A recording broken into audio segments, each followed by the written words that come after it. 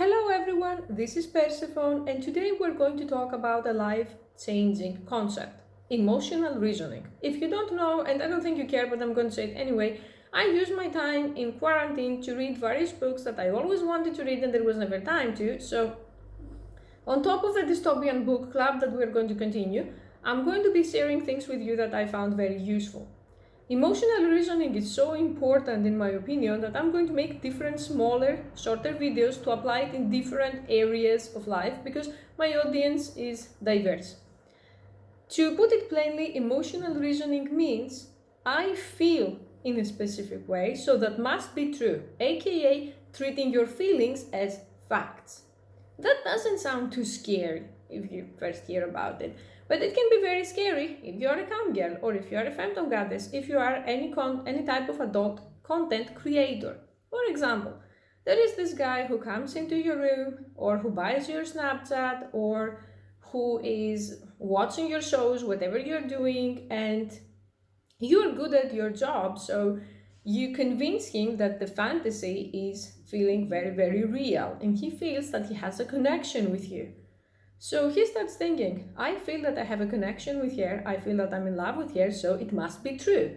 So when I ask her to date me or to meet me in real life and she's refusing, she's actually rejecting me. And that brings up the next feeling, which is anger because she got rejected, or sadness. And then the next wave of emotional feeling is the man saying, well, you rejected me, I have every right to be mad at you, I have every right to find out your real address or your real social media and snitch you out to your parents, or I have every right to show up in your house to teach you a lesson, or to beg you, or to stalk you, or even worse, in extreme cases, to dismember you. I know that this sounds very dark and I don't want to scare anyone, but I believe that in this type of job, safety is your number one priority. Not money, safety, okay? So it's very important to understand about this concept because every time I open Reddit, I recently stopped opening Reddit and I feel significantly happier. There is at least one post on the camgirls subreddit of a guy saying, I've been talking to this girl and we have this really special connection. Do you think I actually have a chance with her? So I'm going to make it clear right here and right now. Camgirls are not wives, are not girlfriends, and also they are not escorts. I have nothing against wives, girlfriends, or escorts. If you want to escort, please go to escorting appropriate websites where you provide those services. Coming for me is a fantasy. You provide the space, same with fandom, where people can relax, can unwind, can experience things that they don't want to experience in real life, or they don't have the means because they live in a conservative area, and that's it.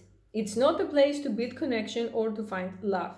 It's the same thing as saying I'm watching K-pop because of the high quality of music, when we both know we watch it for the shirtless hot guys. Okay, so in a similar sense, if you are a professional doing this and you want to avoid emotional reasoning without actually rejecting or upsetting people and losing money, I believe that preventing is the best cure. It's always good to remind to those people that this is a job. It's a job you enjoy, but it's a job nevertheless, okay? And it's like supporting your favorite artist. If people give you money with the agenda of talking you into meeting and coerce you into meeting, that crosses the line of human trafficking. I'm also doing a lot of research into human trafficking, and you have to be very careful because I used to think that human trafficking is some gross, disgusting old man abducting people in a basement, but it's not just that. It's also tricking someone or forcing someone or blackmailing someone to do things they don't want to do, especially sexual ones or forced labor. So in this case, it's always good to remind to the people who watch you that this is a great fantasy and you're grateful for it, but it's not real. I know that when you are in poverty, because a lot of the people who do that, they do it because you're poor, it's very difficult and scary to say that, and you're going to say, yeah, white bitch, you talk about it, but I don't know if I'm going to pay the rent next month. I understand. I'm saying this though for your safety, because if you're in a place where you're struggling for like basic stuff like rent and food, and something happens to you and one of those freaks who do emotional reasoning decides that you're a couple, the police are out there going to help you, or your support system. Well, if you had support system, you would have no problem paying rent, right?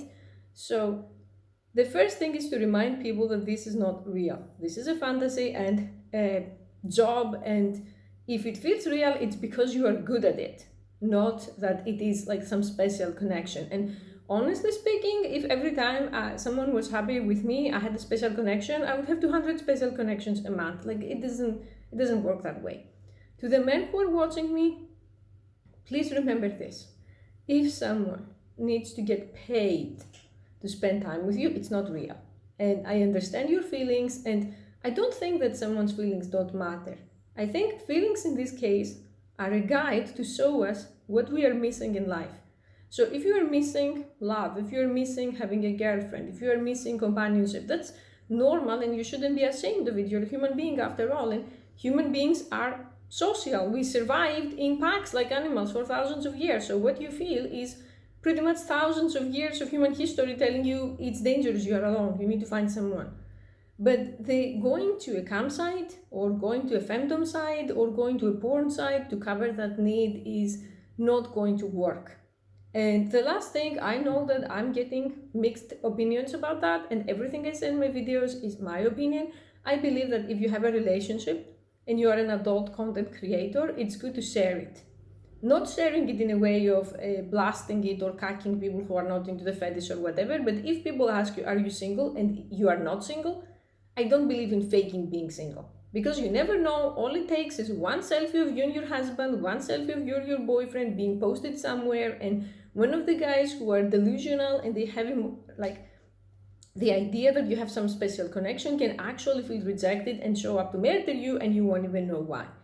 I'm not suggesting inventing boyfriends or husbands if you don't have them, or girlfriends. This is not a gender thing. Like I said, pronouns, I use those pronouns to make it easier for me, but it doesn't matter. You could be trans, you could be gay. If you don't have a special significant other, you don't need to lie. But if you do, just say it, because it's a good reminder to people that you are not there looking for a relationship. You are there because you do that to make a living, or you do that because you pay for your school, or you do that to feed your kid, and there is no shame in that. And those who say that it's shameful, well, guess what? Not everyone can be smart and not everyone can be black-pilled, okay? It takes balls to be black-pilled. That's all when it comes to emotional reasoning in this topic, and I'm going to continue it on a second video when it comes to abuse and to beta men in general, because beta men and abuse go like together. So if you like it, please subscribe, please share. I have people asking me, how can I help you? If you want to help me and you don't want to spend money, it's a great idea to always share any video that I make that helps you, okay? Thank you for watching.